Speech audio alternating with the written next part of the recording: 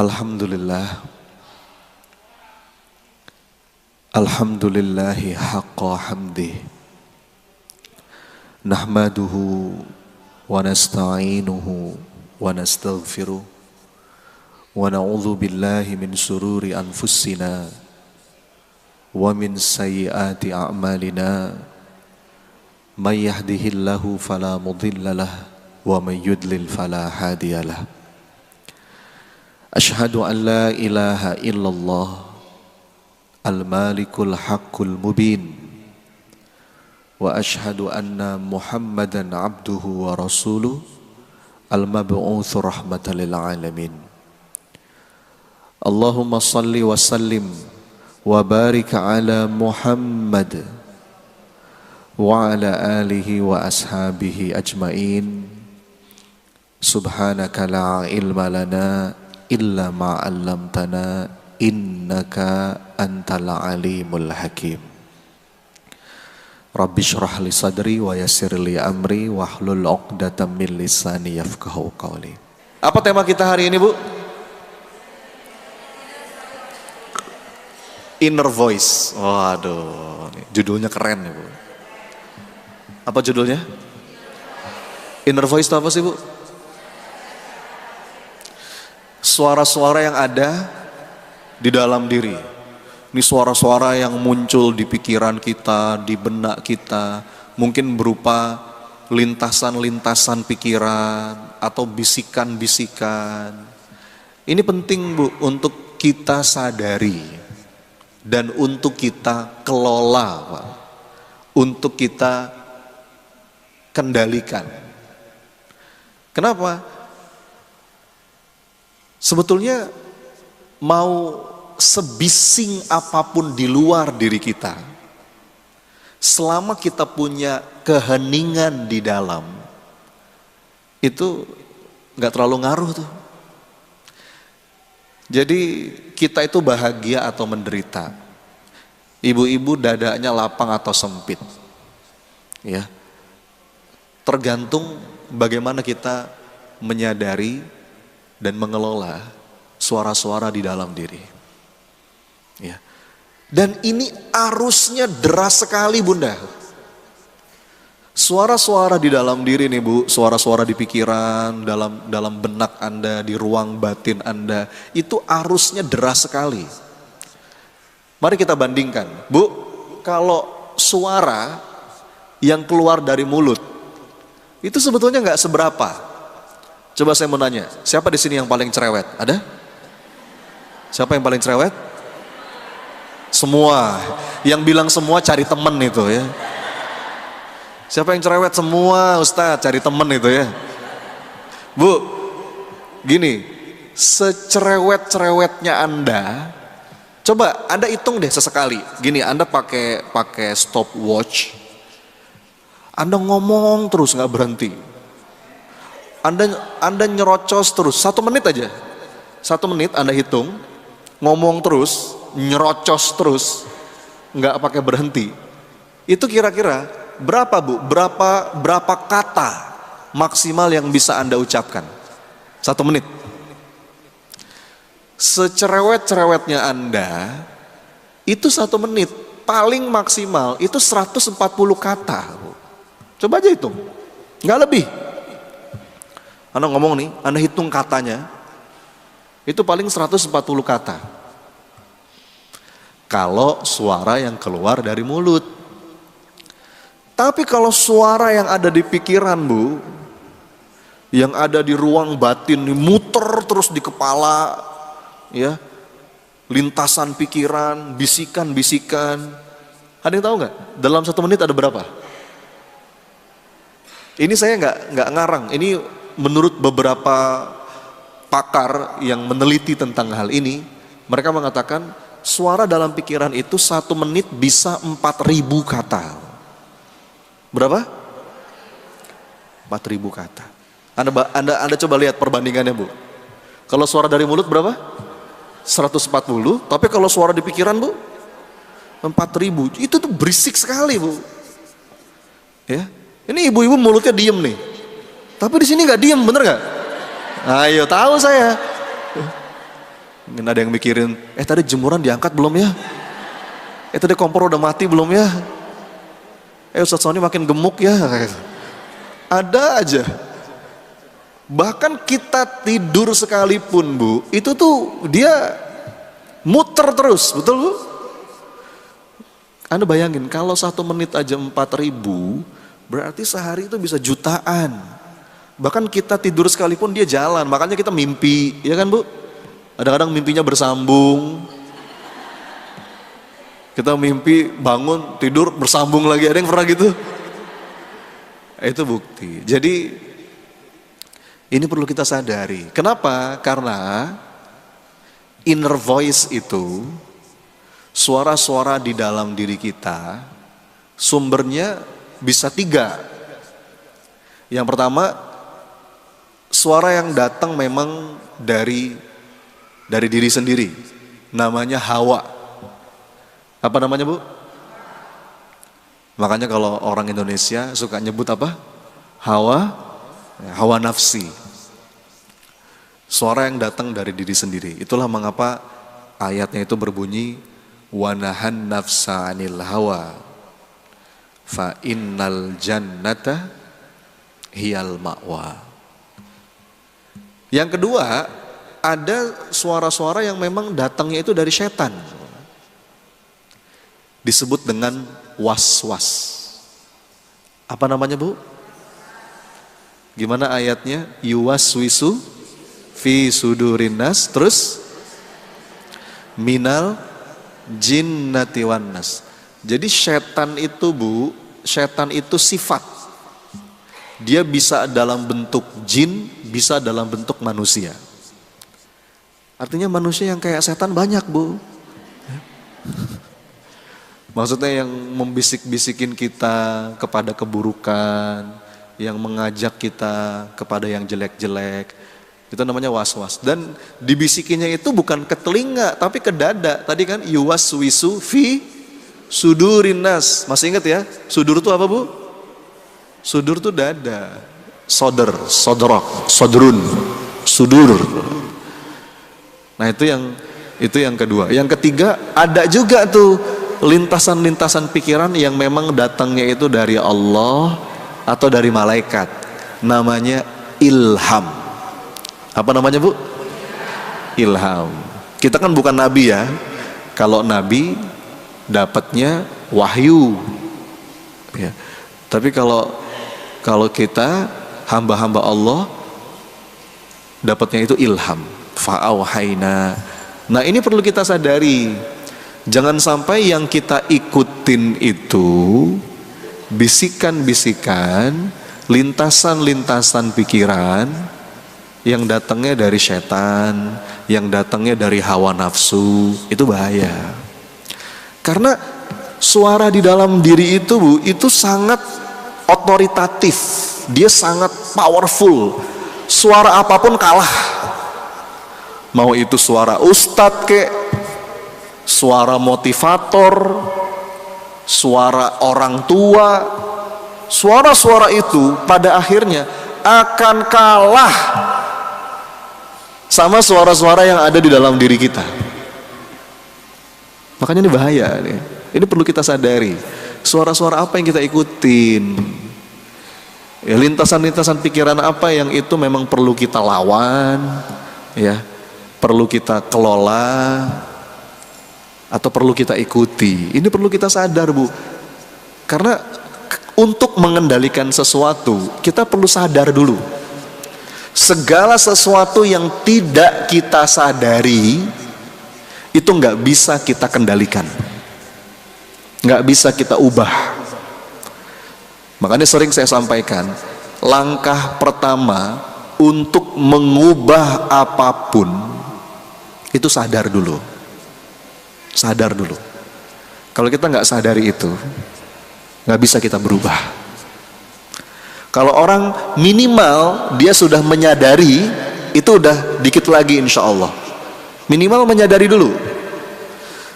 Kalau seseorang itu sudah masuk pada level kesadaran, itu udah 50% insya Allah menuju pemulihan, menuju perbaikan.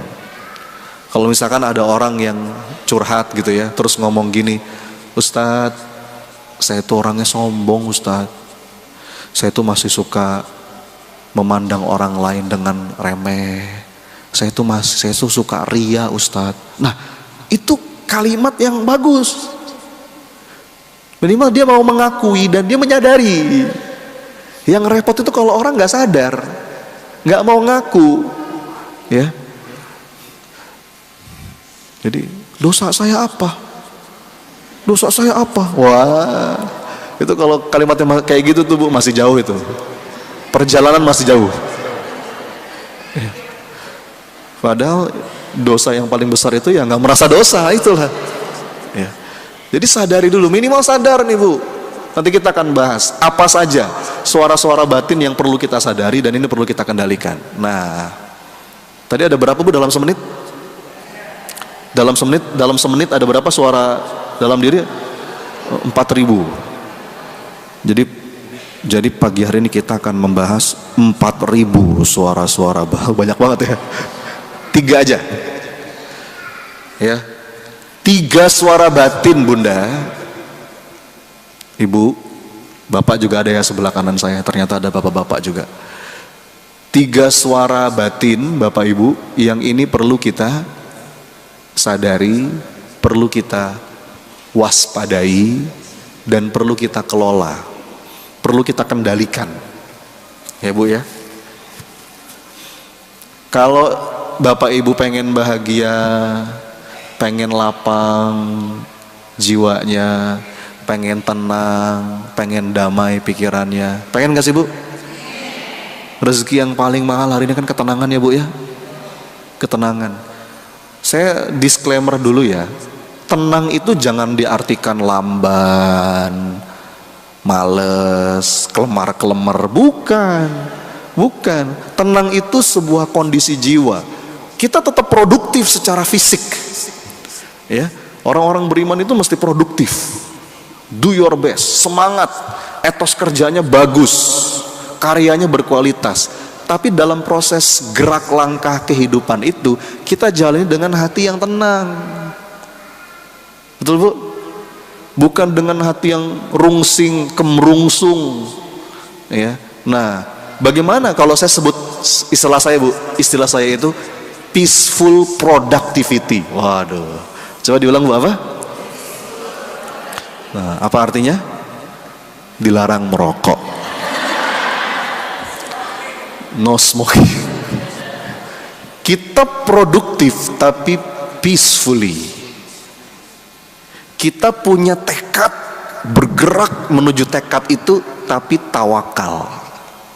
Makanya kata Allah kan fa idza azamta fatawakkal 'alallah. Kita punya prinsip tapi bijak terhadap perbedaan. Nah, itu 2 paduan yang luar biasa loh Bu. Ada orang yang punya prinsip keras banget, akhirnya tapi dia nggak bisa lihat perbedaan. Beda sedikit ngamuk, ya. Beda sedikit nyalah-nyalahin. Ya, enggak, kita prinsip punya, tegas dalam prinsip, tapi kalau lihat perbedaan kita bisa bijak. Nah, itu perpaduan yang indah. Kalau istilah lainnya itu peaceful fighter. Coba diulang Bu. Kita fighter Bu, tapi peacefully, ya. Jadi biasanya itu suka dijadikan dikotomi, padahal ini bisa kita padu padankan. Nah, bagaimana bisa memadu padankan itu dengan menguasai ruang batin? Bagaimana cara untuk bisa menguasai ruang batin? Langkah awalnya dengan menyadari suara-suara apa yang ada dalam diri kita, mana yang sering kita ikuti.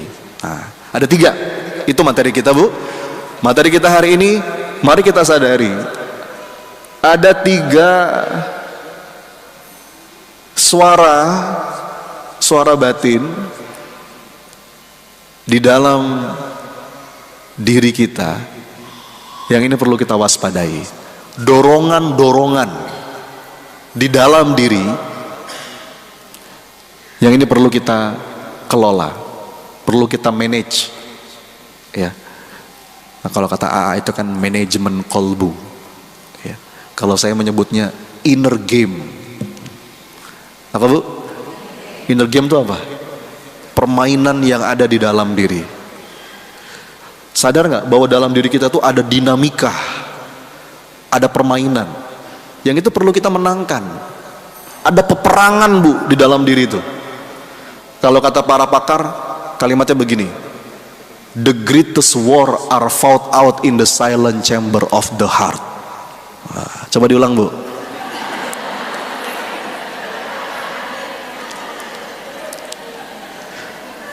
Peperangan terbesar itu adanya di mana? Di dalam diri. Kalau kata Nabi, jihadun nafs. Kita nggak bisa menang di luar sebelum kita menang di dalam. Ibu nggak bisa jadi orang tua yang baik, jadi ibu yang baik, istri yang baik, suami yang baik sebelum mulainya dari diri. Kita nggak bisa mengubah orang lain sebelum kita mengubah diri. Ya, kalau kita mau menang di luar, menang dulu di dalam. Nah, jadi ada peperangan. Nah, ini perlu kita sadari. Ada 3, kita bahas satu-satu ya. Yang pertama, suara batin, dorongan-dorongan di dalam diri yang perlu kita sadari dan perlu kita waspadai adalah suara-suara atau dorongan-dorongan jiwa yang mendorong kita, membuat kita selalu ingin tergesa-gesa, buru-buru, pengen apa-apa cepet-cepet. Hati-hati bu. Bahkan ada hadisnya, kata Nabi SAW, ketergesa-gesaan itu datangnya dari setan. Nah ini bahaya nih bu. Bahkan dorongan ingin cepet-cepet tergesa-gesa itu bisa jadi sumber dosa. Kepingin cepet-cepet kaya, gimana? Korupsilah. Kepingin cepet-cepet apa lagi? Dapat gelar, nggak mau menempuh prosesnya, curanglah. Usaha kepingin cepet-cepet dapat hasil, berdoa kepingin cepet-cepet dikabulkan, itu bahaya bu. Sekarang itu kan kita hidup di zaman yang kayaknya pengen apa-apa cepet ya bu ya.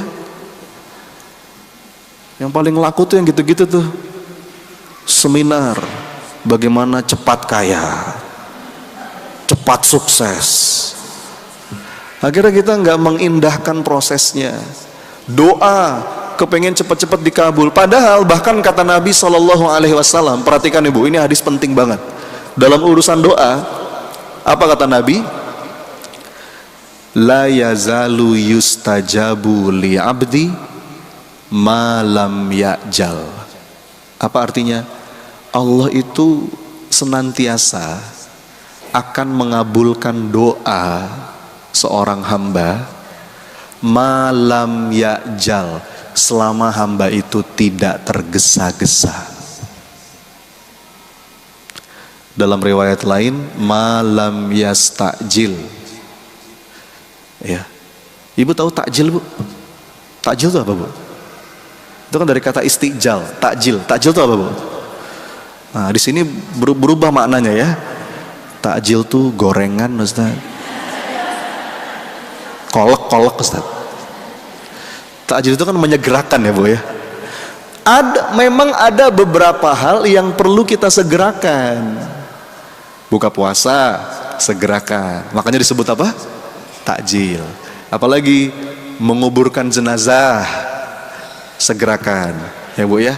Bayar utang, segerakan. Apalagi menikahkan anak, kalau udah waktunya, jodohnya udah ada, segerakan. Jangan tunda-tunda. Ada beberapa hal dalam hidup yang perlu kita segerakan. Tapi untuk urusan doa, kata Nabi, justru sebaliknya. Karena kadang-kadang Allah itu menunda sesuatu. Hendak Allah sempurnakan.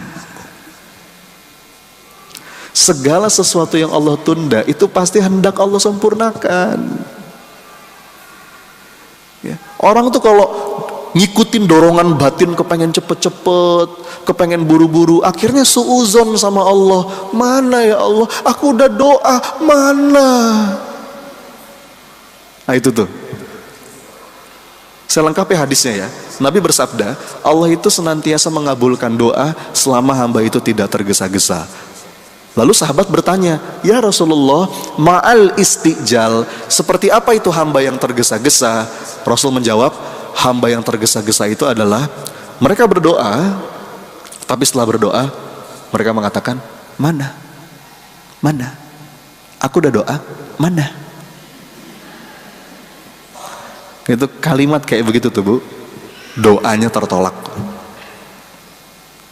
Ada suudzon di situ. Padahal Bu, udah deket tuh. Kita kan doa lagi, doa lagi. Kata seorang ulama, doa itu seperti mengayuh sepeda. Doa makin deket, makin deket, makin deket, dan udah deket tiba-tiba kita suuzon. Mana Allah nggak kabulkan doaku, itu cancel tuh Bu. Anna inda dzanni abdi bi, aku sebagaimana prasangka hambaku. Padahal Bu, ada sebuah kalimat yang indah banget dari Syekh Ibnu Athaillah Sakandari dalam kitab Al-Hikam. Beliau bilang begini, la yakun ta'akhuru amadil ata ma'al ilhahi fid du'a mujiban liyasik. Janganlah engkau berputus asa ya, ketika engkau merasa udah berdoa tapi kok seakan-akan belum nampak wujud pengabulannya. Fahuwa dhaminalakal ijabah, karena Allah itu menjamin pengabulan doa. Fima yakhtaru khulak la fima takhtaru linafsik, dalam bentuk yang dia pilih untukmu, bukan dalam bentuk yang engkau pilih. Wa fil waqtil ladzi yurid la fil waqtil ladzi turid, pada waktu yang dia kehendaki untukmu, bukan pada waktu yang kau kehendaki. Jadi Bu, lepas aja. Allah tuh zat yang paling tahu apa yang terbaik untuk kita, apa yang kita butuhkan. Betul Bu? Gak usah terburu-buru. Ya, kata seorang filosof, belajarlah dari alam semesta. Perhatikan Bu, alam semesta ini gak pernah terburu-buru, iya kan? Semua berjalan pada garis edarnya, betul Bu?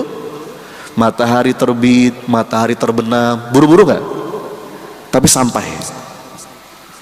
Ya. Sekali lagi saya tegaskan ya, nggak buru-buru di sini bukan berarti kita lamban. Enggak. Perintahnya itu bergegas. Bergegas dengan tergesa-gesa itu beda Bu. Bergegas itu kita melakukan kesigapan tapi dengan batin yang tenang, dengan baik sangka kepada Allah. Pokoknya begini Bu, ini silahkan, boleh direkam, jadiin story. Ibu pengen tenang? Jawab, pengen? Pengen dadanya lapang? Orang-orang beriman tuh kenapa sih kok hatinya tenang, dadanya lapang, pikirannya itu penuh dengan kedamaian? Karena mereka yakin tidaklah Allah menetapkan sesuatu kecuali itu yang terbaik. Tidaklah Allah menunda sesuatu kecuali jadi semakin baik. Dan tidaklah Allah mengganti sesuatu kecuali itu lebih baik. Perlu diulang? Anda lihat tuh, apa rahasia orang-orang yang tenang jiwanya, lapang dadanya, dia nggak pernah tergesa-gesa, nggak terburu-buru, dia menikmati segala prosesnya. Karena mereka yakin tidaklah Allah menetapkan sesuatu kecuali itu yang terbaik. Tidaklah Allah menunda sesuatu kecuali jadi semakin baik. Dan tidaklah Allah mengganti sesuatu kecuali itu lebih baik. Enak gak bu? Allah itu kalau menetapkan sesuatu, semoga itu yang terbaik. Tapi kalau Allah menunda sesuatu, itu pasti jadi semakin baik. Dan ketika Allah mengganti sesuatu, maka itu yang lebih baik. Makanya kata Nabi SAW, ajaban li amril mu'min inna amrohu kullahu khair. Betapa menakjubkan urusan orang-orang yang beriman. Kenapa? Karena semuanya baik. Ya, bu, yang Allah tetapkan itu yang terbaik. Yang Allah tunda pasti jadi semakin baik. Segala sesuatu yang Allah tunda itu bu, pasti hendak Allah sempurnakan. Karena biasanya kalau yang disegerakan itu kecil. Contoh bulan puasa tadi kita sebut takjil. Bu, takjil itu gede apa kecil? Contohnya apa contoh takjil? Misalkan saya tanya nih, lagi bulan puasa, bu, takjilnya apa? Jawabannya apa? Kalau misalkan ibu jawab begini, bu, takjilnya apa? Nasi padang Ustaz, pantas nggak bu? Yang Allah akhirkan itu hendak Allah sempurnakan. Dan apa yang Allah ganti, maka itu yang lebih baik. Dalilnya telak dalam Quran, wa asa an takrahu syai'an wa huwa khairul lakum wa asa an tuhibbu syai'an wa huwa syarrul lakum. Boleh jadi kamu itu nggak seneng sama sesuatu padahal itu baik. Boleh jadi kamu seneng sama sesuatu padahal itu nggak baik. Wallahu ya'lamu wa antum la ta'lamun. Allah yang maha tahu, kamu nggak tahu. Jadi jangan enak aja bu, relax nih ya. Ikuti kata-kata saya. Kalimat ini mestinya membuat Anda lapang dan tenang jiwanya. Apa itu? Apa yang ditakdirkan untukku akan sampai kepadaku. Yuk.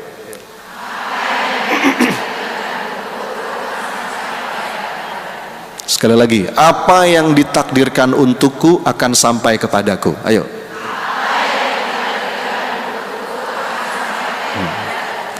What belongs to me will simply find me. Wah. Ini sebenarnya perkataan dari Sayyidina Umar bin Khattab. Sayyidina Umar tuh pernah ngomong begini, hatiku tenang. Kenapa? Karena aku tahu segala sesuatu yang menjadi takdirku, dia nggak akan melewatiku. Tapi segala sesuatu yang melewatiku, berarti dia bukan takdirku. Ya nggak bu? Tenang aja. Kalau kata Imam Al-Ghazali bu, beliau mengatakan begini, segala sesuatu yang menjadi takdirmu, dia akan sampai kepadamu meskipun jaraknya sejauh 2 gunung. Tapi segala sesuatu yang tidak ditakdirkan untukmu, dia tidak akan sampai kepadamu meskipun jaraknya sedekat 2 bibir. Bu, jadi walaupun jaraknya sejauh 2 gunung, tapi kalau itu takdir kita, ketemu kita. Betul bu? Meskipun jaraknya sedekat 2 bibir, tapi kalau itu bukan takdir kita, nggak ketemu. Betul bu? Relax aja. Saya katakan tadi ya, relax itu bukan berarti kita nggak ngapa-ngapain, diem loh, enggak. Bergerak bu. Berikhtiar mah wajib. Itu amal soleh. Lakukan yang terbaik yang bisa Anda lakukan. Tapi maksud saya, tenang. Gak mesti kemerungsung. Ya, seperti kemarin saya sama istri bu lagi ada lagi ada niat gitu ya, pengen beli tanah di Bogor. Wah, istri saya, nanti kita harus buru-buru, nanti keburu dibeli orang. Lah, kenapa harus begitu? Kalau itu emang jodoh kita, nggak akan dibeli orang, betul Bu? Tenang aja. Kalau emang itu dibeli orang, ya berarti bukan punya kita, ya nggak Bu? Tenang aja, apa sih buru-buru? Orang tuh pengen buru-buru punya sesuatu, akhirnya apa? Ngutang. Itu nih makanya saya katakan ya, dorongan kepengen terburu-buru ini bahaya Bunda. Ini bahaya. Lakukan yang terbaik yang bisa Anda lakukan. Ya.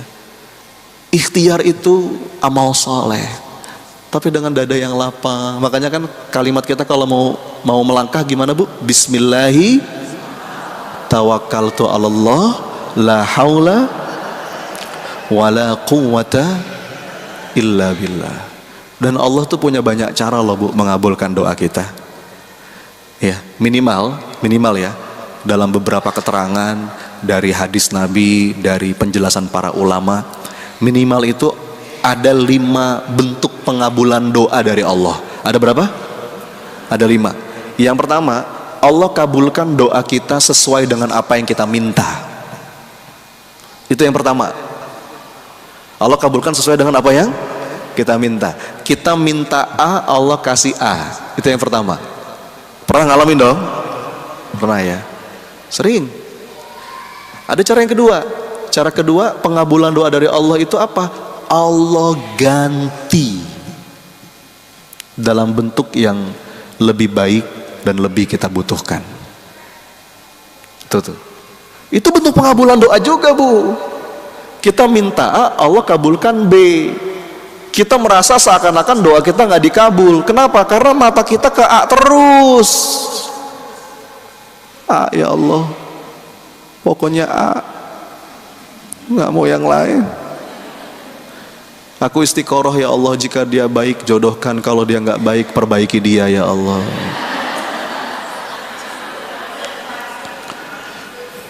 Itu kena virus harusitis, masih ingat Bu? Virus apa namanya? Bu, serius, saya tuh gimana ya, 15 tahun jadi trainer. Saya sering ketemu dengan orang yang mentalnya itu hancur, drop luar biasa karena penyakit harusitis. Serius Bu, ini saya nggak bercanda. Ada seorang anak Bu, mungkin dia udah dapet semacam apa namanya, arahan dari orang tuanya. Kamu pokoknya kuliah harus di luar negeri, kuliah harus di luar negeri. Dari kecil di doktrin seperti itu gitu ya. Udah dipersiapkan segala sesuatu. Qadarullah, mungkin orang tuanya bisnisnya hancur, jadi nggak ada biaya. Dia udah coba ikut beasiswa macam-macam juga nggak berhasil. Singkat cerita, gagal lah Bu anak ini kuliah di luar negeri. Harus tahu Bu, stres anak itu. Hanya karena gara-gara gagal itu. Padahal kita kan nggak ngerti. Justru siapa tahu dengan dia gagal mungkin, terus di akhirnya hanya bisa kuliah di Indonesia. Allah punya rencana di situ, betul Bu? Kenapa kita harus segala sesuatu tuh? Nggak mesti.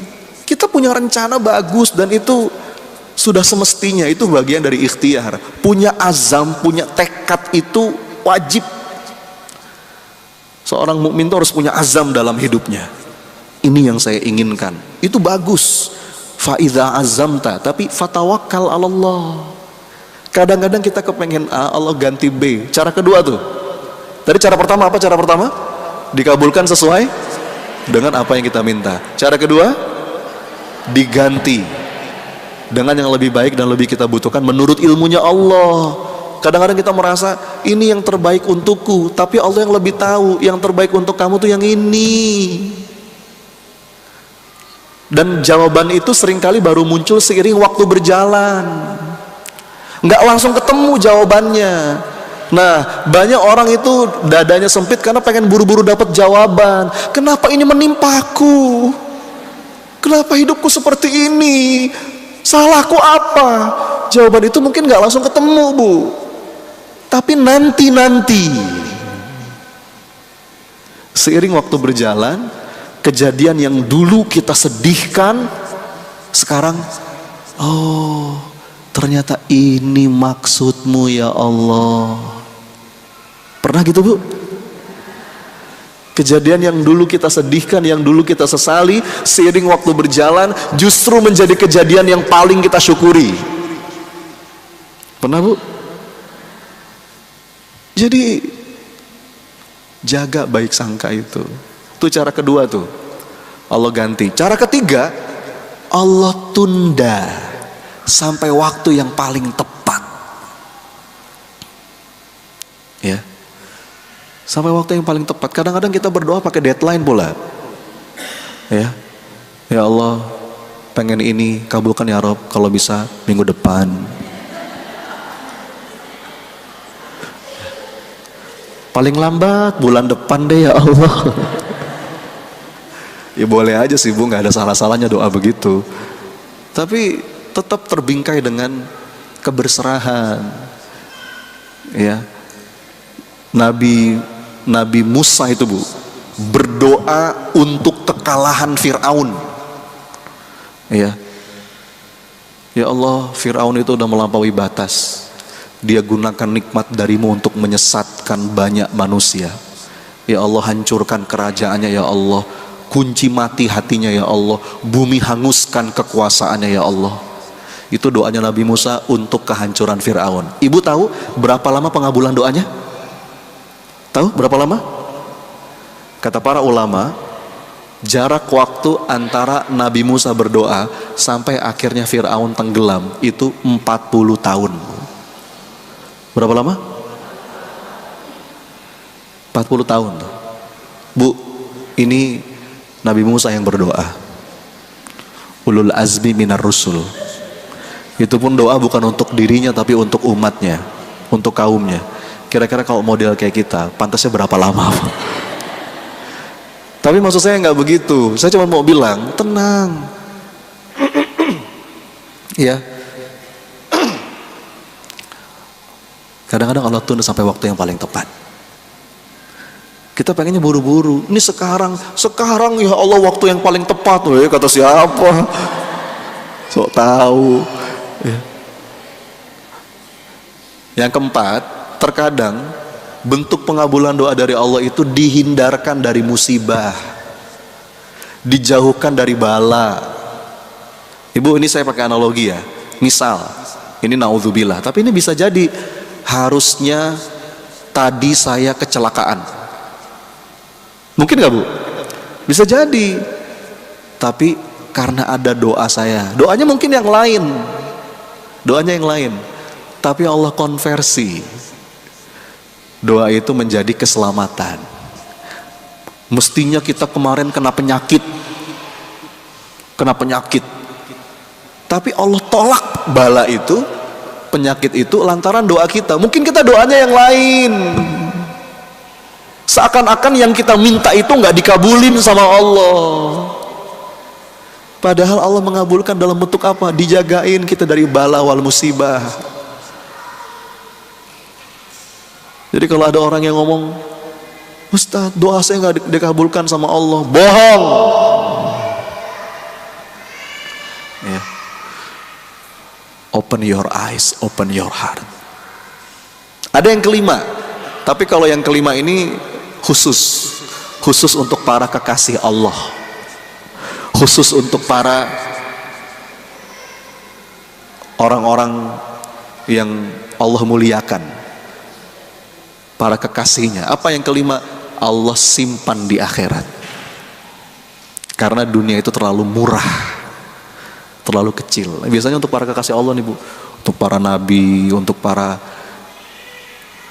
salafus soleh, untuk para aulia. Jadi Bu tenang aja. Gimana tadi? Apa yang ditakdirkan untukku akan sampai kepadaku. Yuk.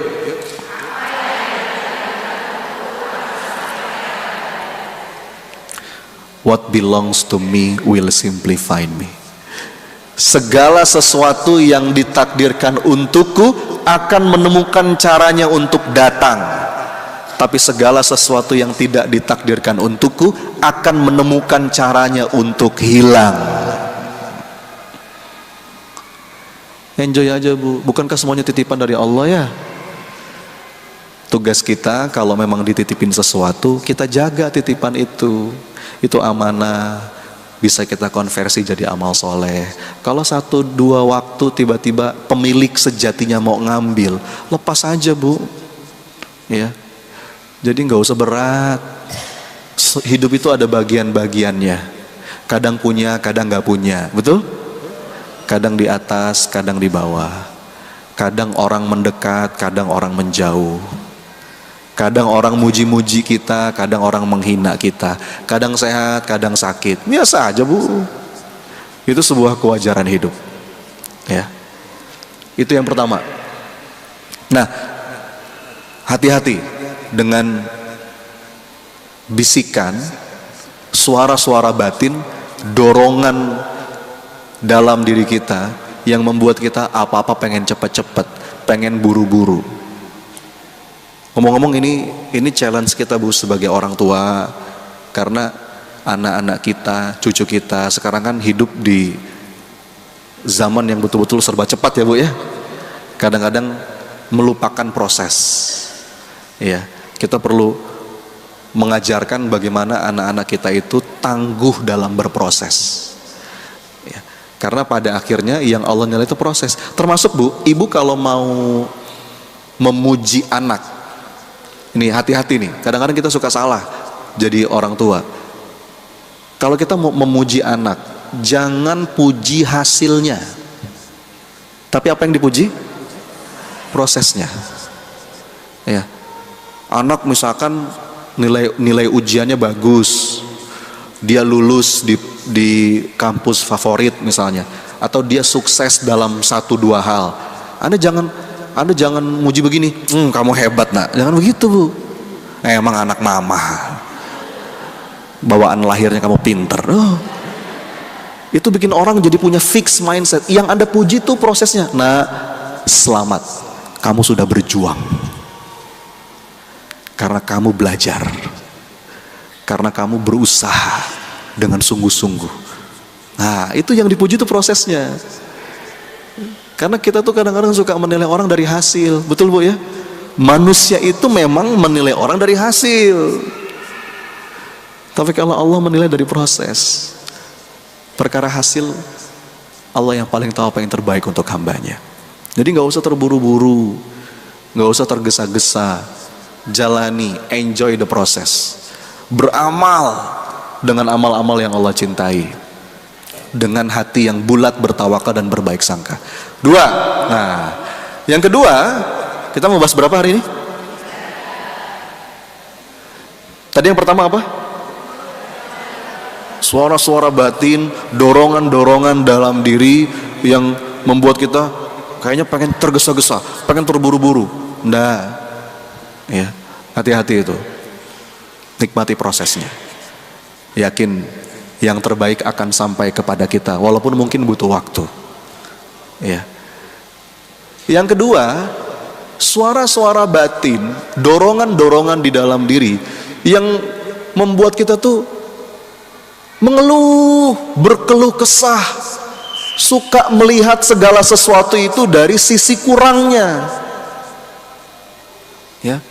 Bentar, saya mohon izin ya Bu, saya punya kuis nih. Tapi saya minum dulu ya. Bismillah.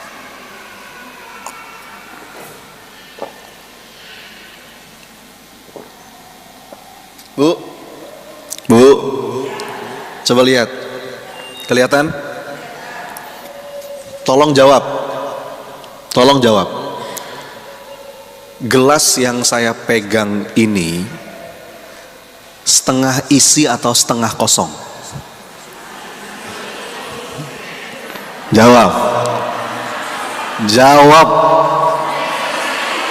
Gelas yang saya pegang ini setengah isi apa setengah kosong? Jawab yang benar. Sebentar. Kalau saya bilang ini setengah isi, saya benar nggak? Benar, emang setengah isinya. Tapi kalau saya bilang ini setengah kosong, saya benar nggak? Loh, kok benar dua-duanya? Bedanya di mana? Hati-hati Bu. Kemana fokus perhatian Anda itu menentukan nasib Anda. Bu, ada sebuah penelitian, ini bagus banget. Ada seorang ilmuwan dari Amerika, dia itu penasaran tentang fenomena keberuntungan. Kenapa ya kok kelihatannya ada orang-orang yang hidupnya beruntung terus, ya Bu ya? Padahal kerjanya biasa-biasa aja, tapi kenapa nasibnya baik ya? Dia lulus kuliah, mau kerja, nggak pakai ngelamar, dapat pekerjaan yang enak, atasan juga baik, gaji cocok, pas. Dia mau nikah, ketemu jodohnya yang tepat. Dia mau beli rumah, ketemu lokasi strategis, harganya pas lagi miring. Dia mau, bahkan sampai hal-hal yang kecil, dia mau parkir di sebuah mall, padahal mall itu penuh, tapi entah gimana caranya, begitu dia masuk, tiba-tiba ada yang keluar, dapat parkir. Dia penasaran, kenapa ya kok ada orang-orang yang kayaknya nasibnya tuh baik. Di sisi yang lain, ada orang-orang yang sial terus, ya, disebut pasukan bodrek. Kayaknya hidupnya tuh ruwet terus ya. Mau kerja susah, begitu dapat kerjaan atasan nggak enak, ya. Mau menikah keliru jodohnya, mau bangun rumah miring rumahnya. Sampai hal-hal yang kecil-kecil, dia lagi antri tiket depan loket gitu ya Bu, panjang-panjang, begitu bagian dia tiketnya habis. Nasibnya tuh apes terus, nasibnya tuh sial terus. Bu, ada seorang ilmuwan yang penasaran dengan hal ini. Kenapa ya kok sebagian orang ada yang nasibnya kayaknya baik, sebagian orang ada yang nasibnya sial terus. Dia teliti Bu, dia teliti 8 tahun dia teliti. Nanti Anda boleh googling, cari aja Richard Wiseman. Dia itu dia punya studi bagus banget, dan dia tulis dalam sebuah buku, judul bukunya itu The Luck Factor atau faktor keberuntungan. Dia penasaran Bu, 8 tahun dia kumpulin, dia pisah 2 kelompok. Kelompok pertama ada orang-orang yang merasa hidupnya beruntung terus, nasibnya bagus terus. Kelompok yang kedua ada orang-orang yang hidupnya sial terus, apes terus. Dia perhatikan sampai ini orang gaya hidupnya gimana, pola makannya gimana, cara berpikirnya gimana, dia teliti dan dia tuangkan dalam buku itu. Saya nggak bahas buku itu Bu karena panjang, tapi ibu tahu nggak, di antara yang dia temukan yang paling menonjol, apa yang membedakan 2 kelompok itu? Orang-orang yang nasibnya itu baik Bu, orang-orang yang hidupnya itu beruntung, yang rezekinya bagus, itu entah gimana caranya, mereka itu kalau melihat segala sesuatu, melihat apapun, melihat kejadian yang menimpa dirinya, melihat orang lain, dimanapun dia berada, dia selalu melihat setengah isinya. Tapi orang-orang sial, orang-orang yang apes, yang rezekinya itu ruwet, menurut kajiannya beliau, kelompok mereka itu melihat segala sesuatu, menilai orang, mengomentari apapun, itu selalu setengah kosong. Masalahnya dia benar. Dia benar gak Bu? Dua-duanya benar. Makanya kita gak bisa berdebat. Itulah kenapa, maaf ya Bu ya, kenapa orang negatif, orang sinis, orang skeptis, orang pesimis itu sulit disembuhkan. Kenapa kira-kira sulit? Kenapa sulit? Karena dia selalu bisa menemukan alasan yang tepat, objektif, faktual, akurat dan terpercaya bahwa ini setengah kosong. Ustadz, setengah kosong Ustadz, lihat ini setengah kosong Ustadz. Dia benar gak? Masalahnya dia benar. Tapi kalau saya bilang ini setengah isi, saya benar gak? It's your choice. Itu pilihan Anda. Bu, dalam hidup ini kita selalu bisa mau memilih yang mana yang mau kita lihat. Bu, kita ketemu orang, namanya manusia, itu ada setengah isi setengah kosong, betul Bu? Ada baik, ada jelek, itulah manusia. Yang mana yang Anda lihat? Ada orang tuh Bu, yang memang hobinya tuh lihatnya setengah kosong terus. Nih, datang ke undangan pernikahan, setengah kosong yang dia cari. Ih, nggak ada kerupuk, sambelnya asin, gedungnya gerah, setengah kosong terus yang dia lihat. Padahal makanan yang lain enak. Ya, ada orang begitu tuh Bu. Saya tuh Bu ya, saya tuh insya Allah Bu, insya Allah, saya tuh nggak pernah ngerasa nggak cocok sama orang. Insya Allah, saya tuh ngerasa ketemu dengan siapapun, dan saya tuh selalu merasa cocok. Kenapa? Saya fokus setengah isinya. Kadang-kadang dorongan batin kita tuh ngeluh karena ngelihat setengah kosongnya terus. Gini Bu, gini deh. Anda mau tahu? Saya bisa membuat Anda, nggak usah lama-lama, cukup dalam waktu 3 hari menjadi muak dan benci dengan suami Anda. Bisa saya. Mau tahu gimana caranya? Mau tahu nggak?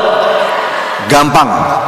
Dalam waktu 3 hari Anda fokus dengan setengah kosongnya. Ada nggak? Ada nggak? Banyak. Banyak lah. Orang suami Anda bukan malaikat kok. Fokus setengah kosongnya. Misalkan ibu lagi tidur, lihat wajahnya. Hidungnya gede, ngorok, iler, bau. Itu yang Anda lihat. Anda ingat kata-kata dia yang dulu mungkin pernah menyakiti hati Anda. Anda ingat peristiwa-peristiwa yang mungkin membuat Anda sakit hati. 3 hari Bu, Anda fokus ke setengah kosongnya. Setelah 3 hari Anda ngelihat suami Anda muak gitu. Betul? Tapi sebaliknya, saya juga bisa dalam waktu 3 hari membuat Anda jatuh cinta lagi dengan orang yang sama. Gimana caranya? Dalam waktu 3 hari Anda fokus dengan setengah isinya.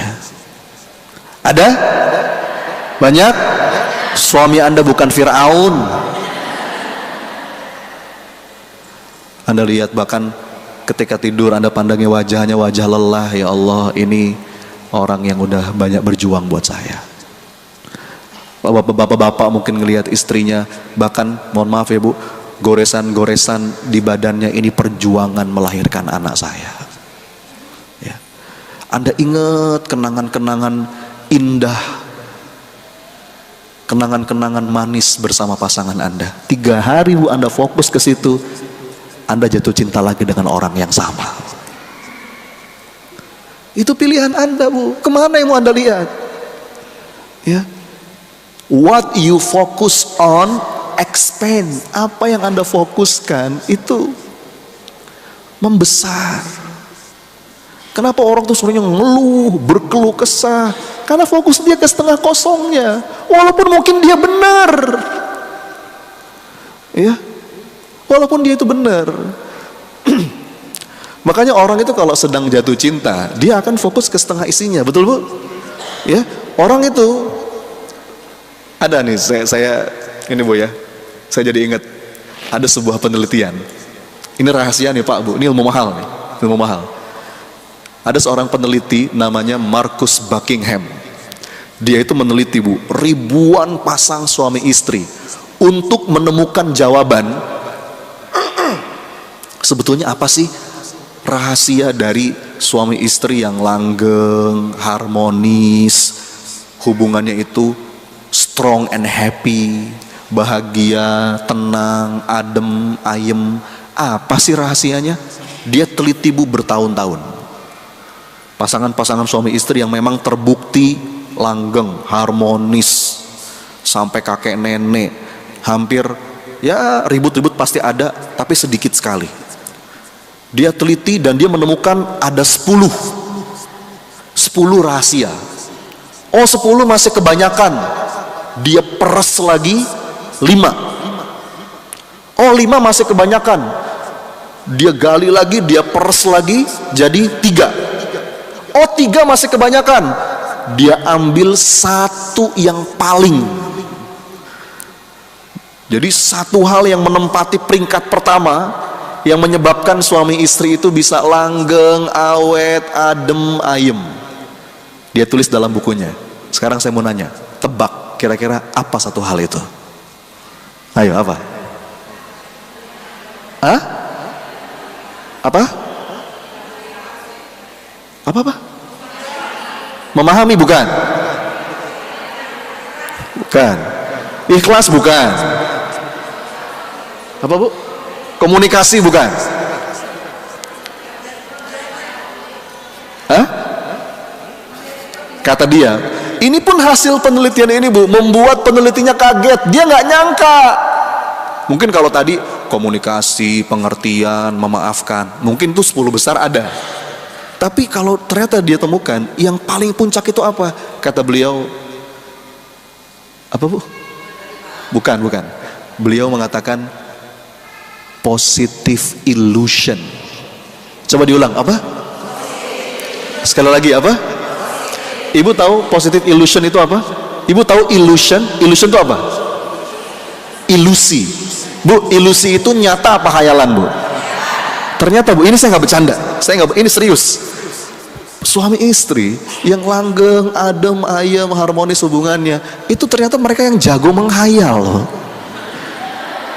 Maksudnya apa? Gini bu, ketika hasil interview, misalkan ditanya ya, ada seorang suami ditanya sama penelitinya, Pak, menurut Bapak bagaimana istri Bapak?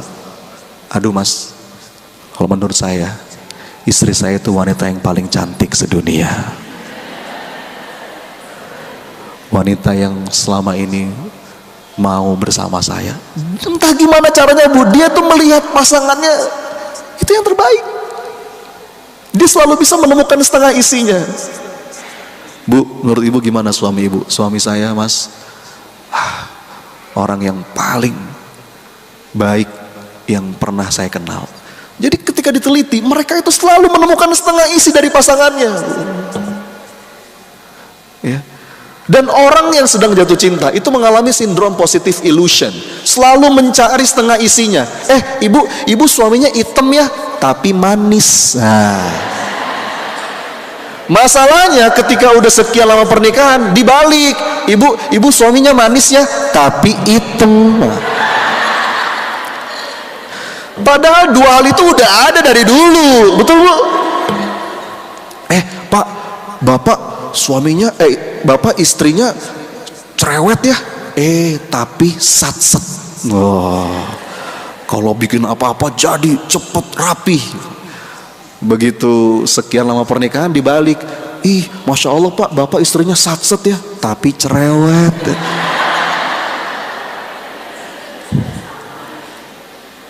Mana yang anda lihat? Dalam hidup pun begitu.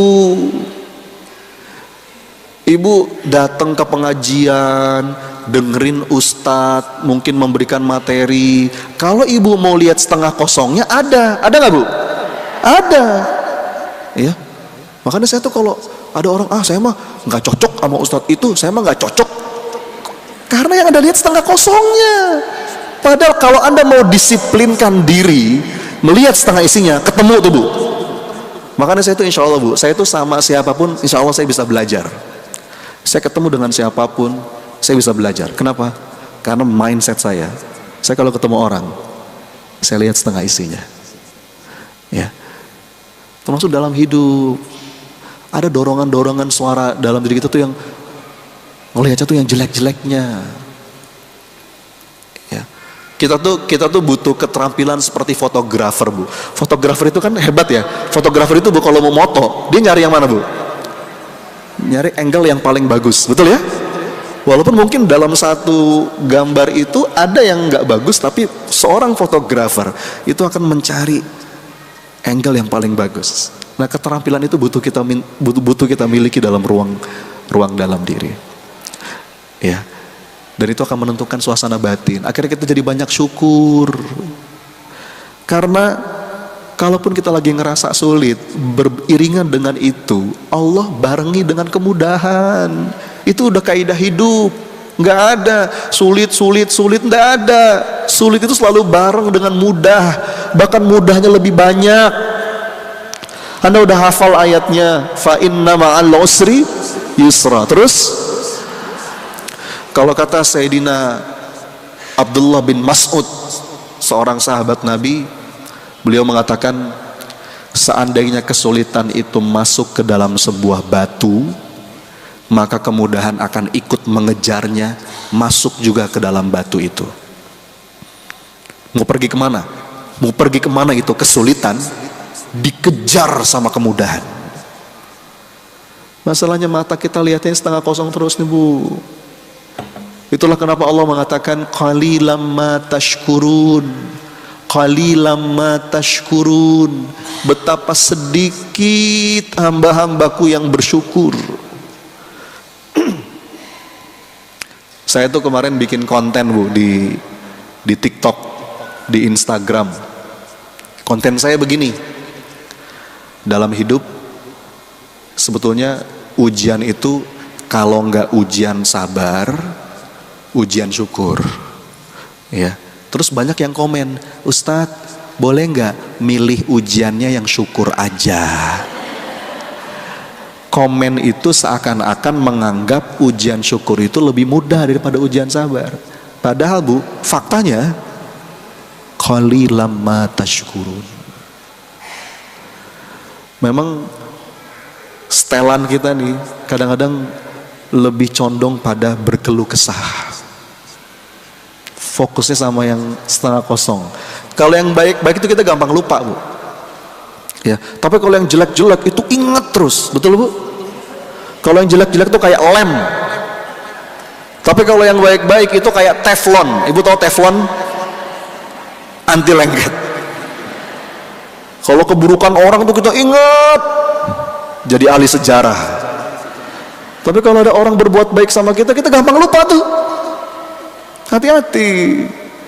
Ya, jadi berlatih untuk bisa menemukan keindahan dalam setiap takdir kehidupan. Nggak mungkin Bu hidup ini kosong terus, ada isinya. Yang mana yang Anda lihat? Coba mulai sekarang Bu, biasakan diri.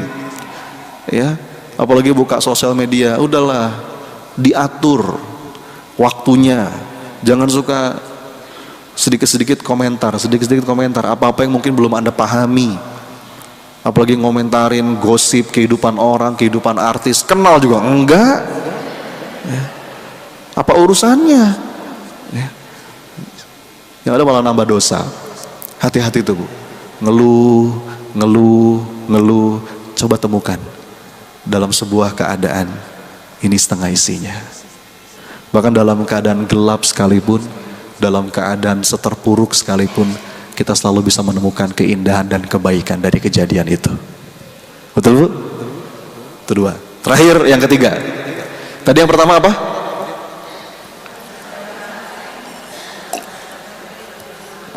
Inner voice, suara batin, suara di dalam diri, yang itu membuat kita apa-apa kepengen buru-buru, kepengen cepat-cepat.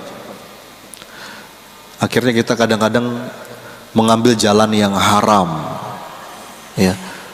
Kita malah terjebak dalam dosa, naudzubillah. Berproseslah, bergeraklah dengan sepenuh raga, tapi berserahlah dengan sepenuh jiwa. Berdoa sepenuh rasa, bergerak sepenuh raga, berserah sepenuh jiwa. Wah. Bagus tuh buat status WhatsApp. Tadi gimana?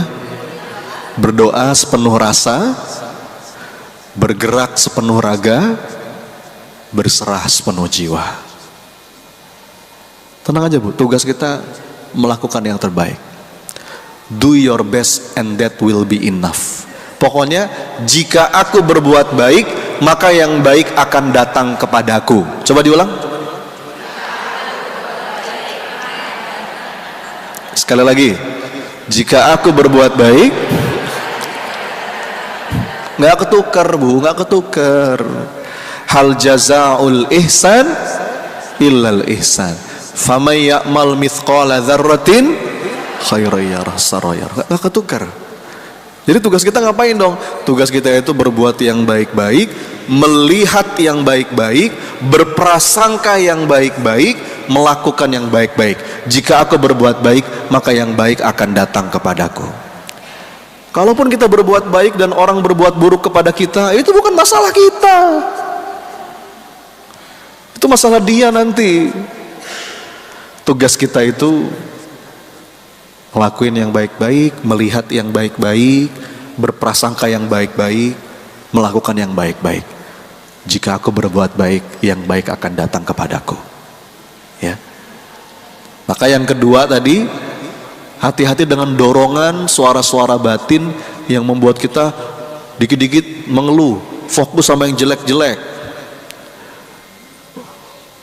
Bahkan Quran itu mengatakan memang begitulah manusia, hobinya itu berkeluh kesah. Ya. Yang ketiga, suara batin, inner voice yang perlu kita waspadai adalah dorongan-dorongan dalam diri yang membuat kita hasad, ya, envy, iri, dengki, bahkan sampai membenci orang. Oh, itu menyempitkan dada, bu. Hati-hati. Ibu tahu hasad? Hasad itu apa? Hasad itu apa? Hasad itu begini. Ada orang dapat rezeki, ada orang dapat kemudahan, ada orang dapat kesuksesan, keberhasilan, terus kita nggak seneng. Oke? Itu hasad. Atau sebaliknya, ada orang lagi susah, ada orang lagi lagi berat, terus kita agak senang-senang dikit gitu ya bu ya. Jadi ini bahaya. Makanya saya sering sampaikan bunda, orang yang hasad itu dipastikan hidupnya nggak akan lapang. Kenapa? Sekarang gini bu, saya kasih logiknya ya. Punten, ada orang dapat rezeki, dapat kemudahan, terus kita nggak seneng. Saya mau nanya, yang ngasih orang itu rezeki siapa? Itu artinya secara nggak langsung kita lagi nggak seneng sama siapa? Berat loh itu bu. Makanya orang yang hasad itu sebetulnya dia lagi menyempitkan hidupnya sendiri. Dia lagi membangun hijab. Orang kalau hasad dengan nikmat orang lain, itu dia makin jauh dari nikmat itu. Padahal kalau kita bisa ikut bahagia dengan kebahagiaan orang, ikut senang dengan apa yang sedang disenangi, ya, kesenangan orang lain, kita sedang mengakses energi yang sama, frekuensi yang sama, sehingga akhirnya kita semakin dekat dengan rezeki itu, bahkan melampauinya.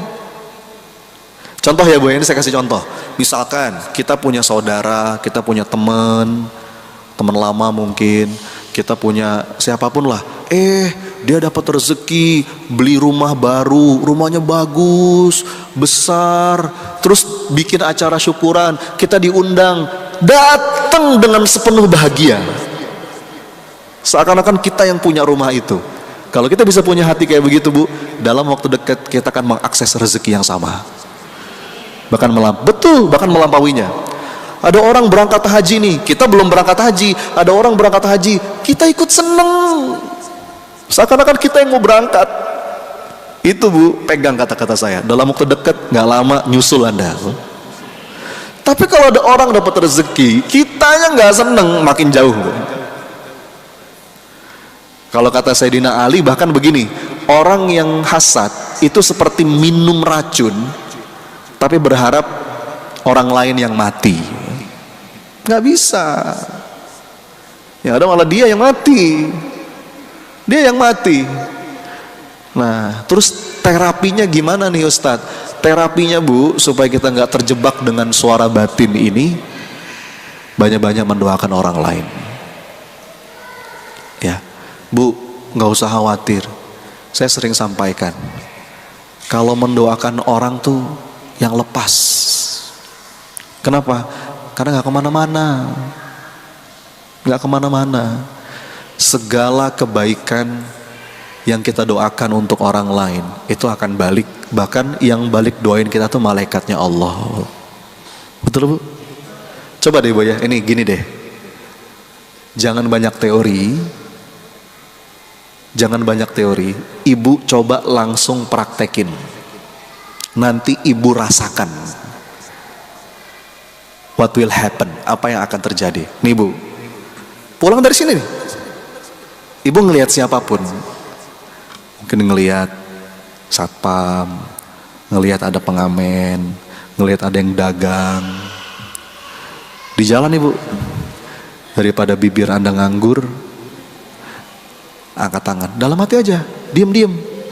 Ya Allah, berkahi rezeki dia ya Allah.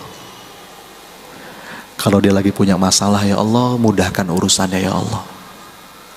Kalau dia belum berangkat umroh haji, undang ya Allah. Jadiin anak-anaknya soleh-soleha ya Allah. Ampuni dosa-dosanya ya Allah. Amin. Dah. Wah, itu Bu, malaikat akan berkata, bagimu juga. Ibu denger nih, ada kabar, ada saudara lagi ada masalah, ada temen lagi kena kesusahan. Syukur-syukur kita bisa bantu materi, bantu fisik. Tapi kalaupun itu belum bisa, minimal sebut namanya dalam doa. Ya Allah, si fulanah ya Allah, dia lagi ada masalah, ya Allah tolong ya Rabb. Wah. Kalau kata guru saya, Son, bisa jadi masalah kita tuh gak beres-beres karena doa kita egois. Doanya sini terus. Padahal kita diajarin tuh doanya gimana? Allahumma ghfir lil mu'minina wal mu'mina wal muslimina, bahkan al ahya ya, al ahya minhum wal amwat. Cobain Bu. Kalau guru saya tuh ngajarin begini, Mas Sony, kalau lagi tahajud, kalau kamu pengen betul-betul powerful, menyerap energi positif dalam hidup, coba deh, setiap kali kamu tahajud, tulis kalau perlu, 7-40 orang yang secara khusus ingin kamu doakan. Bu, kalau doain anak, orang tua itu udah pasti ya Bu ya. Itu Bang gak usah diajarin. Itu udah standar lah. Doain anak, pasangan, orang tua, keluarga itu udah pasti. Tapi diluaskan lagi. Ya Allah, Anda ingat teman Anda, saudara Anda, ya Allah, mudahin urusannya. Diam-diam aja Bu. Ya, saya kalau bimbing jamaah umroh Bu, saya tuh selalu bilang sama jamaah, biasanya di akhir-akhir sebelum pulang di Mekah, saya nanya sama jamaah, Pak, Bu, gimana? Udah puas belum doanya? Udah Ustadz, doa apa aja? Ini Ustadz, A, B, C, oh di Raudhah udah doa, di depan Multazam udah doa, bagus. Terus saya bilang, Pak, Bu, mau saya kasih tahu nggak? Ini ada rahasia doa yang akan mengubah hidup. Apa Ustadz? Doain orang. Nanti sebelum pulang nih Bu, Pak, di depan Ka'bah, coba ibu berdiri sebentar, ibu lihat kanan kiri. Bu, kalau depan Ka'bah kanan kiri orang-orang lagi pada ngapain tuh? Ada yang nangis, betul Bu ya? Demi Allah. Ibu bilang sama Allah, ya Allah, apa yang mereka minta ya Allah, jika itu memang baik, kabulkan, mudahkan. Wah, itu energi kebaikan dari orang-orang itu Bu, menyerap. Ibu kalau mampir ke rumah sakit ya Bu ya, ngejenguk siapa, setiap lewat kamar rawat, ya Allah karuniakan kesembuhan, ya Allah gugurkan dosa-dosanya. Itulah, jadi tuh kita kepengen ngelihat orang tuh bukan kepengennya saling bersaing dalam urusan dunia, akhirnya jadi hasad, cemburu, iri dengan apa yang dimiliki orang lain. Enggak. Tapi malah kepengen orang tuh kalau bisa, Rasulullah tuh kepengen semua orang kalau bisa selamat, bahagia, masuk surga. Kalau kita punya hati seluas samudera kayak gitu bunda, hidup tuh lapang. Hidup tuh lapang. Karena hasad itu bisa menghanguskan amal dan menyempitkan dada. Ya, mudah-mudahan Allah izinkan kita punya jiwa yang tenang, dada yang lapang, pikiran yang damai. Yuk kita bungkus. Apa aja? 3 suara batin yang perlu kita waspadai, Bu. 1. Apa, Bu? Suara-suara di dalam diri yang mendorong kita untuk buru-buru, tergesa-gesa, pengen apa-apa cepet-cepet. Nggak. Jalanin, nikmati prosesnya dengan berbaik sangka kepada Allah. Pokoknya Allah menetapkan sesuatu, semoga itu yang terbaik. Ketika Allah menunda sesuatu, maka itu akan jadi semakin baik. Dan ketika Allah mengganti sesuatu, maka itulah yang lebih baik. Ya. Yang kedua, suara batin yang mendorong kita untuk ngeluh, apa-apa tuh dilihatnya yang jeleknya, yang kurangnya, yang kosongnya. Lihat apa-apa kurang, lihat ini kurang, lihat itu kurang. Lihat pasangan kurang, lihat anak kurang, lihat yang sudah kita miliki kurang semua. Karena ada fokus pada setengah kosongnya. Pada saat kita mampu melihat setengah isinya, kaidah hidupnya itu Allah akan tambah nikmat. La azidannakum. Ya. Makanya kita kenapa disebut kufur? Karena kufur itu kan cover. Seakan-akan kita nggak ngelihat setengah isinya, kita hanya ngelihat setengah kosongnya. Ya Bu ya. Qalilam ma tashkurun. Betapa sedikit hamba-hambaku yang bersyukur. Dan yang ketiga, apa yang perlu kita waspadai? Dorongan-dorongan batin, suara hati yang membuat kita hasad, iri, dengki. Oh, itu bahaya Bu. Itu menyempitkan dada dan menghanguskan amal. Karena orang hasad itu Bu, pada level kronis, itu sampai ingin menghilangkan nikmat orang. Betul Bu? Makanya sampai kita diminta berlindung kepada Allah. Hasidin idza hasad. Ya kan Bu? Kita minta tuh berlindung kepada Allah, dijauhkan dari orang-orang yang hasad. Di Quran surat Al-Falaq gitu kan? Gimana? Qul a'udzu birabbil falaq min syarri ma khalaq wa min syarri ghasikin idza waqab wa min syarri nafatsati fil 'uqad wa min syarri hasidin idza hasad. Berlindung kepadamu ya Allah dari orang-orang yang hasad dan dia menyatakan, mengekspresikan kehasatannya itu ingin mengambil nikmat orang. Itu penyakit hati yang bahaya Bu. Coba deh Bu, kalau dengar kabar teman lagi sukses, teman lagi rezekinya bagus, bagaimana kita punya hati? Ya Allah, alhamdulillah, betapa Engkau Maha Pemurah. Itu ya. Nah, mudah-mudahan saat kita bisa mengelola suara-suara ini dalam diri, efeknya apa? Jadi hamba yang tenang, lapang dadanya, semangat menjalani hidup. Amin. Amin.